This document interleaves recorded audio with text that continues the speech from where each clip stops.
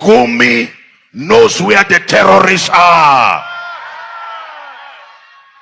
Sultan of Sokoto knows where the terrorists are.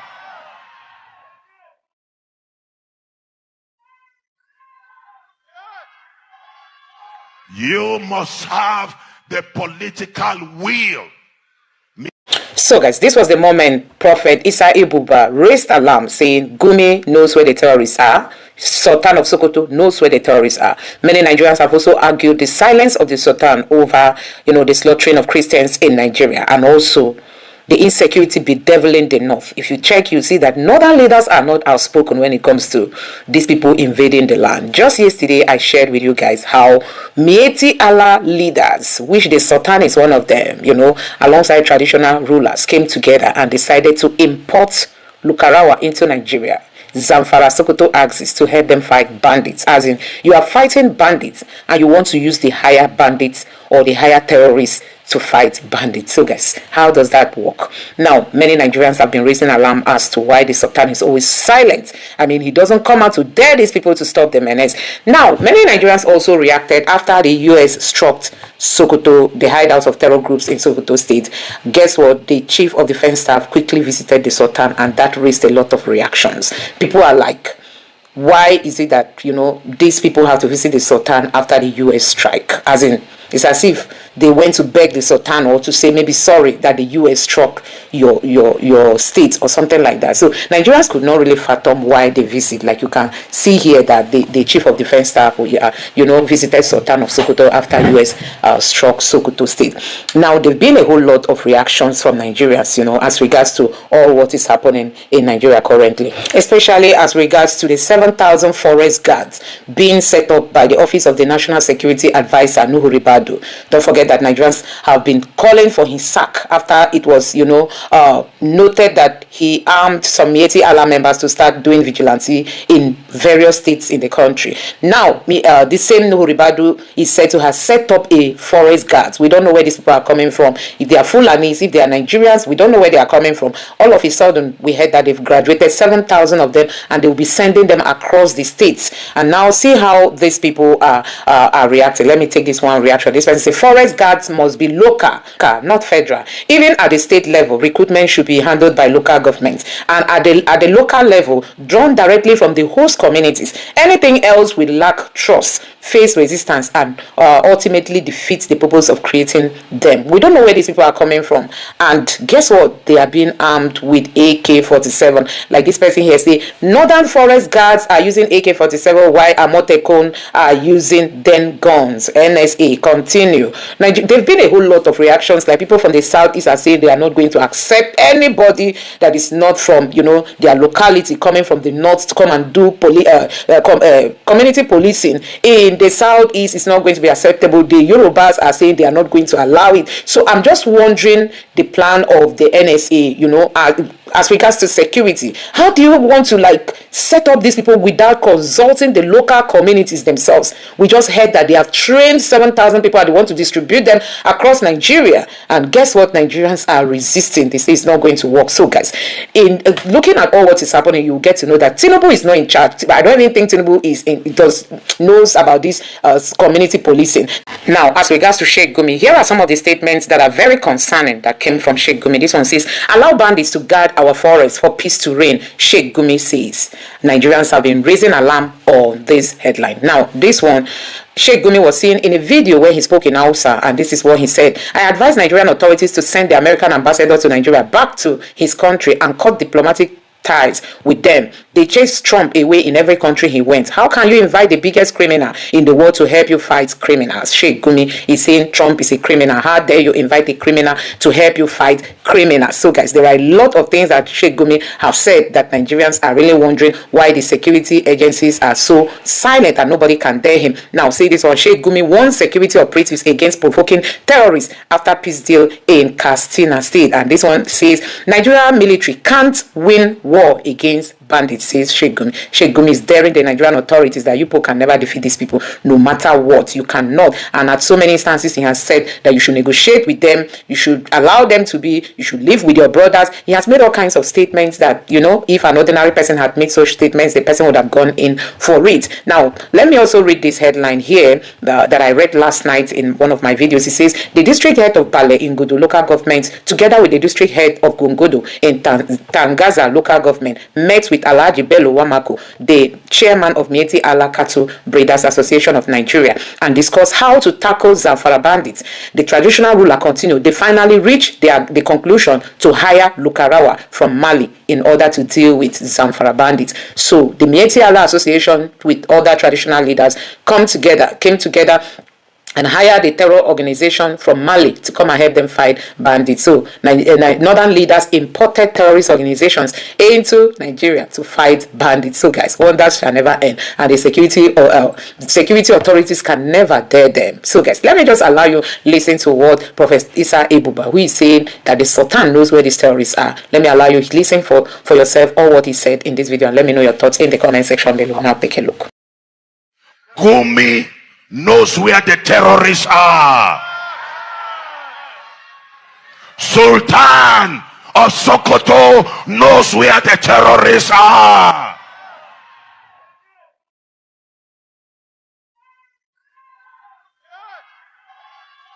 You must have the political will.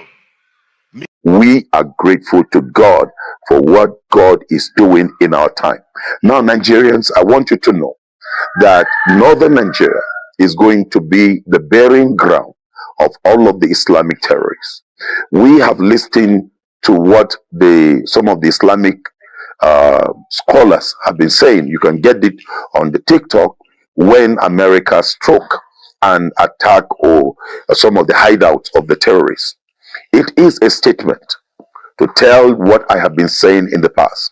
Sokoto State knows, especially the Caliphate, knows who are the perpetrators of these evil and the genocide ongoing in this country.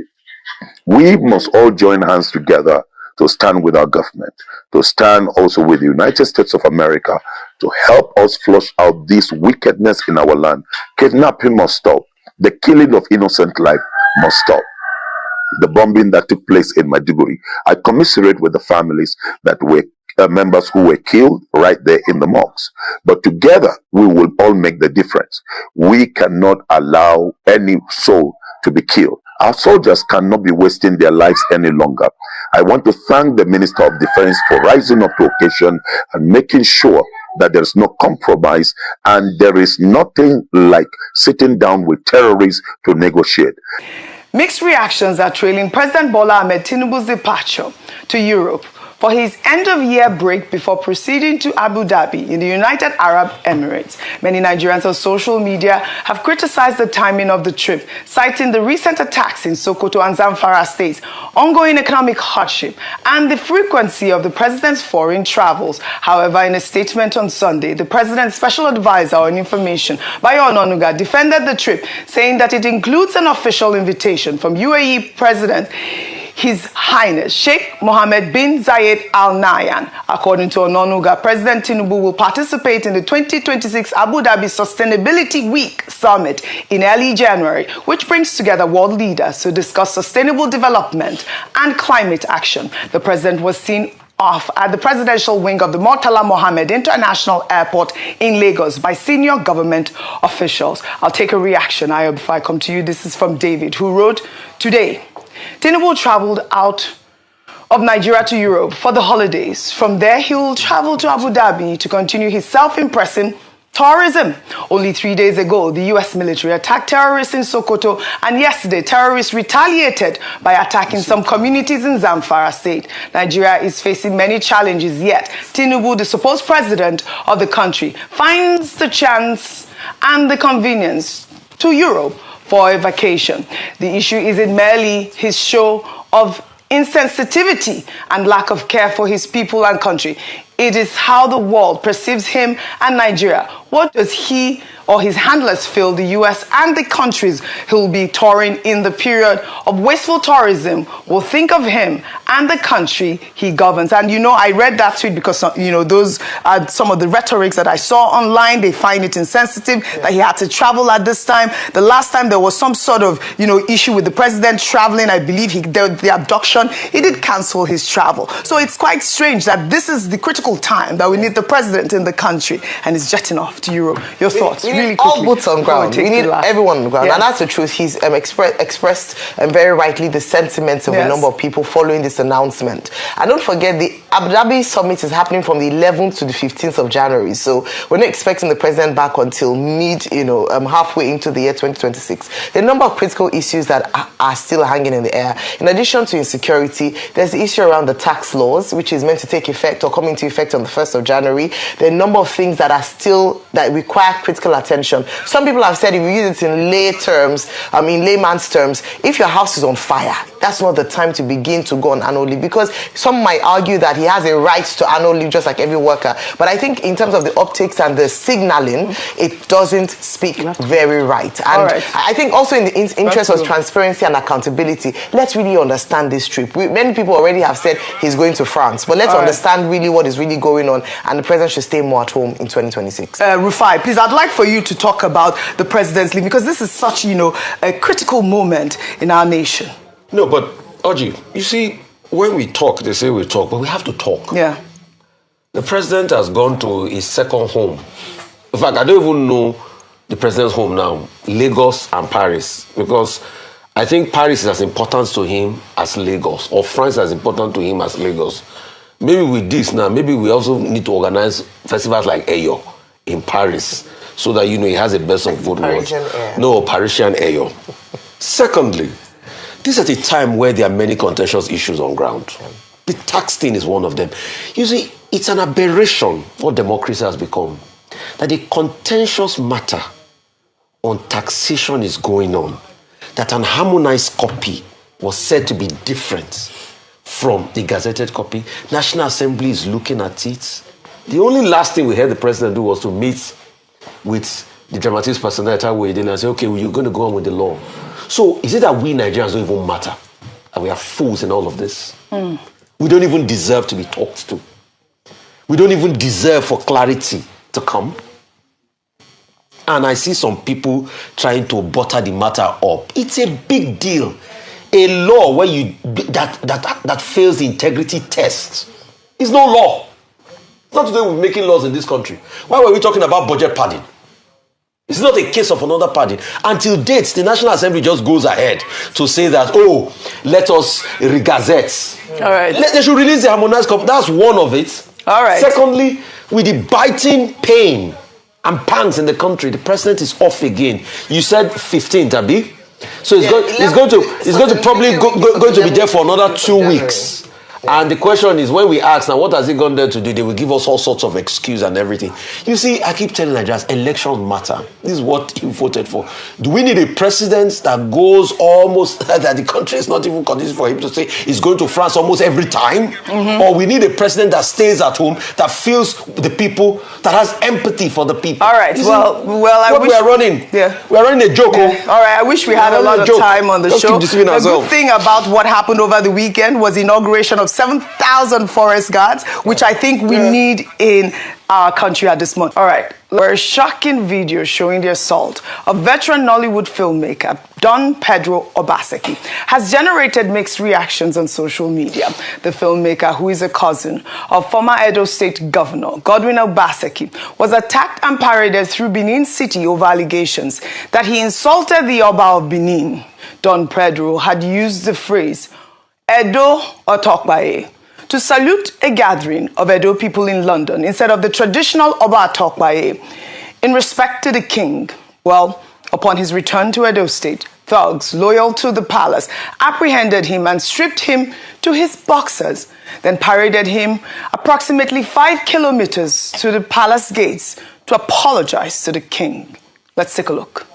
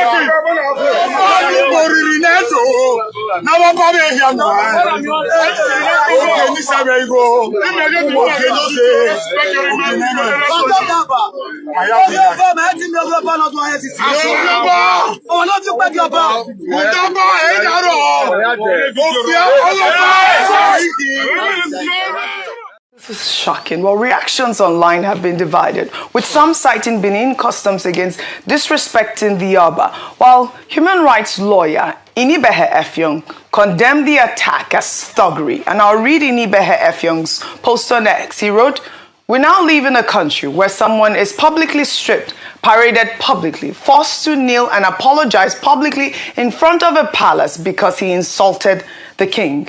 The Oba of Benin is a revered king. He has a responsibility to uphold the sanctity of not only his throne, but the dignity of his people, including the dignity of those who disagree with him or offend him. Humiliating a citizen in this manner does not bring glory to the palace or the king. It diminishes the prestige of the Oba and his throne. We should not allow thuggery to define the very respected crown of the Oba of Benin. If the Oba does not disavow this crude and primitive action, it will send a wrong and dangerous message. I do not know Don Pedro Obaseki. I'm not familiar with whatever he may have said or done that offended some people. I don't care about the underlying politics, but no citizen should be humiliated in this manner. The police has a responsibility to act in this case. The culprits should be dealt with according to the law." Well, as for the Oba's side, he said not to have ordered the action, with one of the palace chiefs stating that the Oba was at Holy Arusa Church attending a Thanksgiving service to mark the end of the annual Igwe festival. The chief also urged the youths in the mob to avoid causing any trouble. The chief stated that we don't want any disturbance, adding that if anyone considers himself an enemy of the Oba, he should be left alone because time will reveal the outcome. Well, later on that Sunday evening, Obaseki, Don Pedro, released a video where he narrated how he was abducted, beaten by thugs, and stripped. I'm an Obaseki, and this is not a beating of Pedro. It's as if there is a deliberate war against anybody who bears the name of Obaseki. And maybe I was the first victim in the line.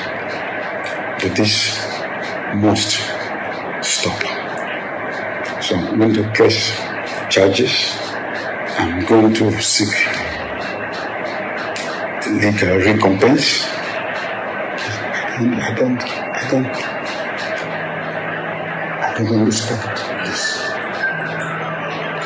My children are traumatized, my family, my wife, my siblings. For me, who has elevated the culture of the Benin race in my 35 to 40 years as the pioneer of the present Nollywood,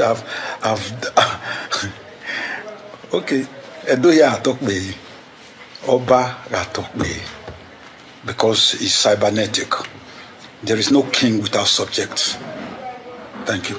All right, Ayo, I'm coming to you on the story. I believe, I read that the police had detained him for a couple of hours. In that same video, which he, shared with Arise News, he had commended the Commissioner of Police for his, action, intervention, and releasing him at that moment. But I mean, I don't really understand how this can happen in our society. You were speaking so highly of Don Pedro Obaseki just moments ago. A very notable filmmaker. Everybody knows who he is. Look look at how they turned him into some sort of, you know, I mean, I was so shocked when I saw this video, really offended by it. Everyone should be shocked. Everyone should be offended because it could happen to anybody. Yes. It could have been anyone if we're not Don Pedro or Pedro Obaseki. What we're seeing is what can be described to or ascribed to as a state of anarchy, where citizens take matters into their own hands and tantamount to jungle justice with regards to, because of the fact that he made a statement that the people didn't agree with, and so they retaliated with a public show of shame, and the police detained him. I'm surprised because I'm wondering who the police ought to have detained. Should it not have been these tyrants, this young people, or this mob who had degraded him, humiliated him, just put him in this kind of situation? And then we see that, in fairness to the Commissioner of Police in Edo State, Pedro Obaseki had said that while he was detained, he came to intervene to ask what happened, and then afterwards asked for him to be released. However, the silence of the governor is quite deafening. It's loud. We haven't heard anything from him. According to the Oba's Palace, who is a revered monarch in Benin City in Edo State, he said that it was, his supporters. The Oba didn't have a hand in this. But I do think that this should be condemned from the highest level because it sends a signal. And don't forget that it's not just the citizens we're talking about.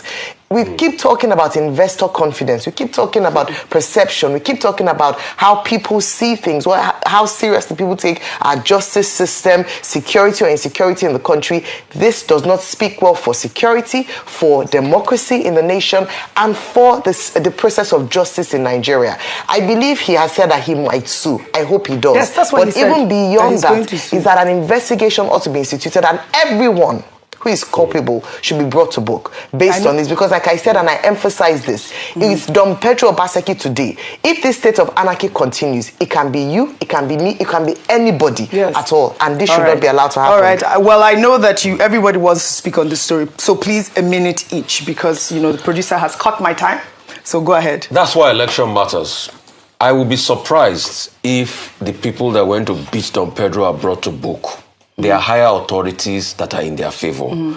We see their faces. As at this morning, if the governor has not stepped in or ordered arrests, then there's a level of complicity in the state.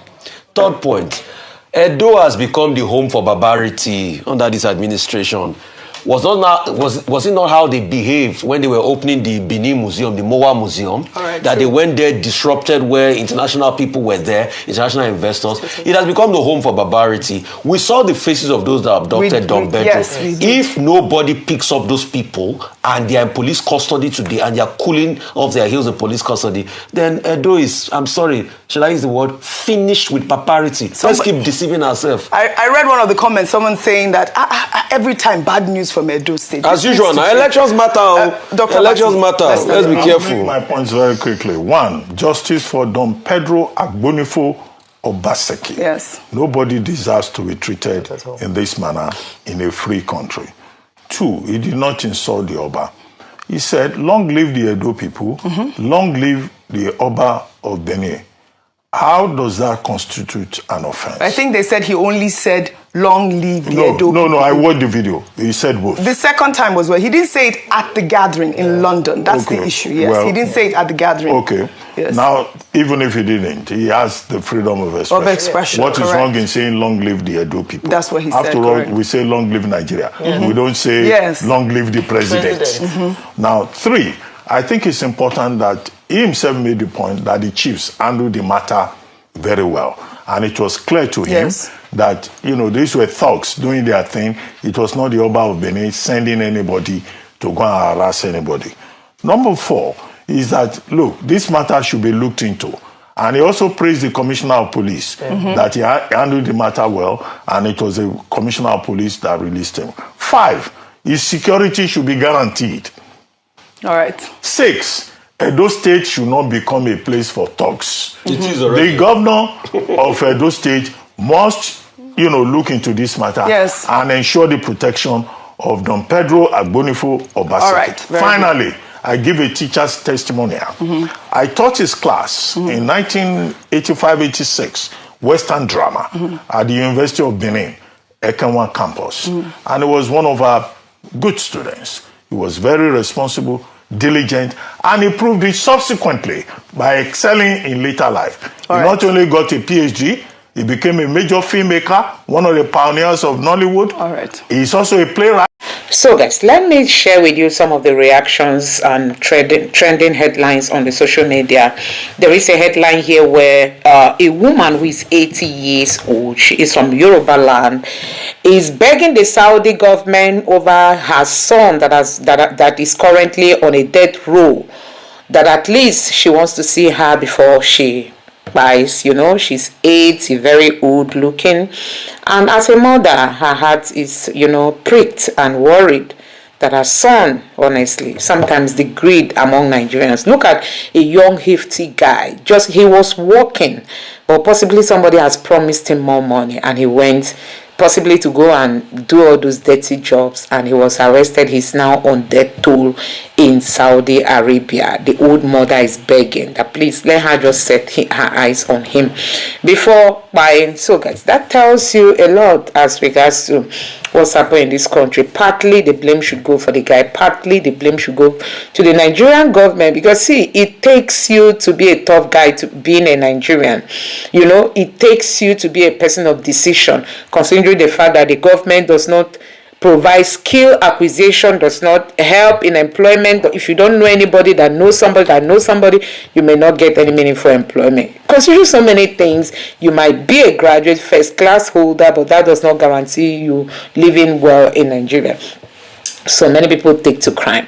Now this guy, he was actually doing a job, but possibly it was not enough for him, and he decided to go do a bigger one, and that has served him being on death row. So guys, a whole lot is happening in this country. Now let me just take you through some of these headlines. This person say, as usual, they will never address the elephant in the room. What did your son do? Saudi is not a lawless country. If he has had to be in death row, then he must have done something gruesome that even the Nigerian government will have to throw a blind eye. And this other person here said, please, people are cruel and unintelligent. You see a post, then start judging and commenting based on what you feel. You will never burn to the Middle East to think they aren't lawless, and you only get punished for crime you committed. We need to do better to unlearn and relearn. And this person say, but what was the offense he committed? This man, look, she thinks it's Nigeria where a girl can be gapped and then the foolish family will forgive the perpetrator to go scot-free. In countries run by human beings, if you commit a crime according to their law, if caught, you must pay for it. Only in Nigeria you find begging in the constitution. Begging.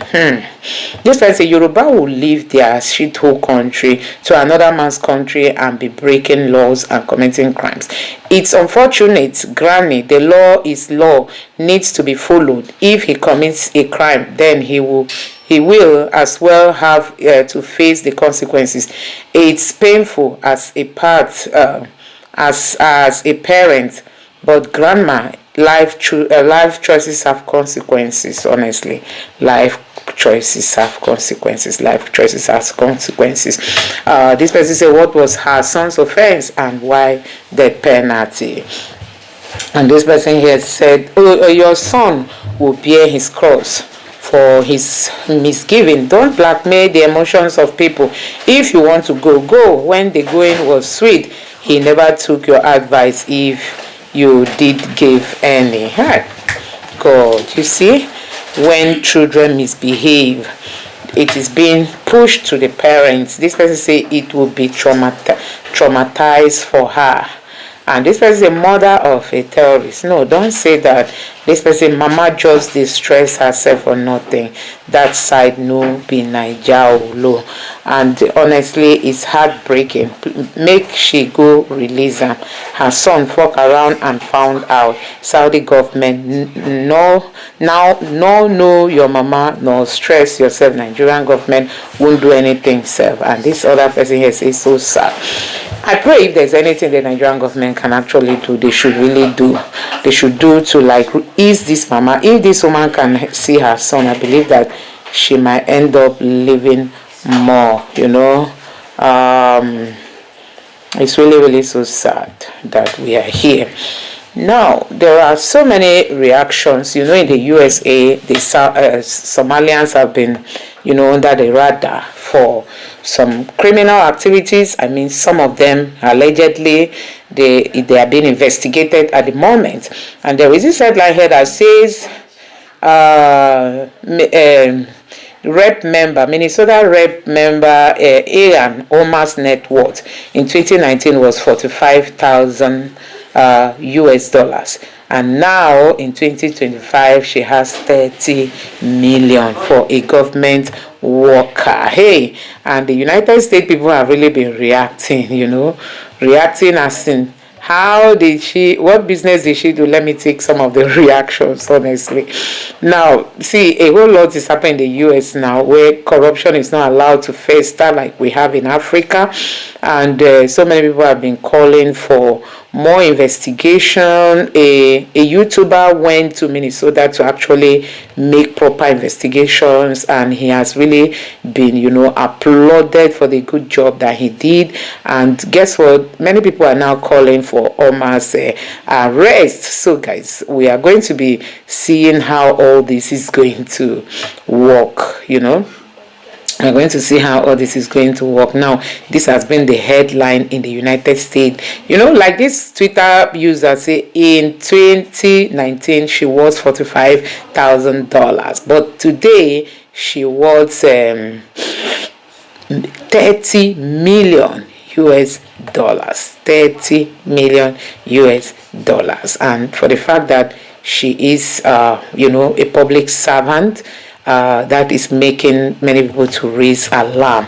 And this person say, Ilhan is one of the best stock traders of all times. You will show her respect. You are clearly all jealous of her. None of you could turn 175K salary into 30 million in 6 years. You peasant. She is a leader and a voice for her people, and Allah wills her success forward. So that is it. Some people are in support of her, some people are not in support of her. For me personally, I don't expect somebody to come from another country to rob the country. So I pray that investigations will be properly done. Personally, I want to encourage every migrant that you see yourself in another country, use that opportunity to play your role to build the country. Play a positive role, help the country to grow, integrate properly, contribute, pay your taxes, do the rightful businesses, follow the rule of law. There are many things that you can do to make any country you find yourself to become great. Avoid anything criminal, because it has never helped anybody and it won't. So that's just my advice to anybody. Being a black person, an African, I want to encourage every African, anywhere you find yourself, integrate properly, be part and parcel of the government, ensure the government progresses and grows. In short, participate, do your own bidding. Do your own bidding. Now, there is this other headline here from Marere, where it says, we have now been recolonized by Western power. Tinubu is no longer the president. Donald Trump is the new president of Nigeria. Even our tax will now be going to France. Our country is now a business. We will not accept this. Najatu Muhammad, the woman that, you know, that has always been on Tinubu's neck, you know, all this while. Now, there is this headline that shows, oh my God,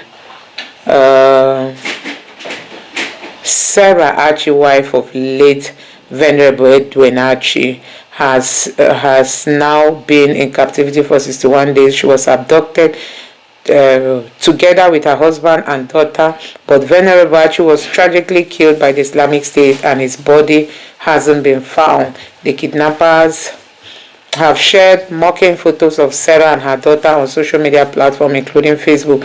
Where is the urgent intervention from our security forces, the DSS, Nigerian police, and the Nigerian military? So guys, many people have really been talking about this person, you know, talking about how this woman is being allowed to perish in captivity. If you see her, she has become aged in captivity. Her crime is that she's a Christian. It's really, really so sad, you know. Now, Anthony Joshua is said to have been involved in a car crash with 2 others that died. I think he's the only survivor, you know. This happened in Ogun State. Yeah, Nigerians are saying this is why the governor of Ogun State has always been called upon to fix the roads in Ogun State. Now, this person says, warning to Middle Belt and Southern governors: do not allow the so-called forest guards recruited and armed by the NSA into your forest. Don't say you were not one. Recruit and train yours locally. You get why. But if you don't know, I'll tell you. So, guys, Nigerians are rejecting this forest guard by this guy, by the NSA, you know. But let me know what you think about this in the comment section below. Please don't forget to subscribe to the channel and turn on the bell notification. Thank you.